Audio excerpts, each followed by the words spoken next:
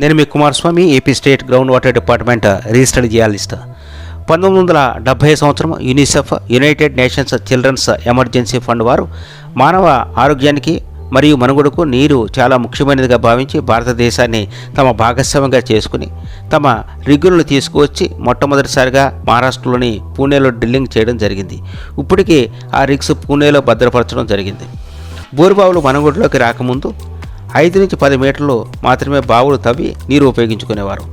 1970 తర్వాత బోరుబావులు 15 నుంచి 30 మీటర్ల వరకు షాలో వాటర్ టేబుల్ మాత్రమే నీటి కోసం ఉపయోగించుకునేవారు.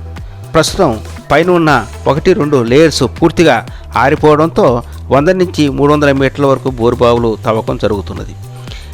రైతు విచక్షణతో జియాలజిస్టుతో శాస్త్రీయంగా సర్వే చేయించుకోవడం వల్ల ఎక్కువ కాలం పనిచేసే బోరు పాయింట్లు గుర్తించడంతో పాటు తమ డబ్బును ఆదా చేసుకోవచ్చు.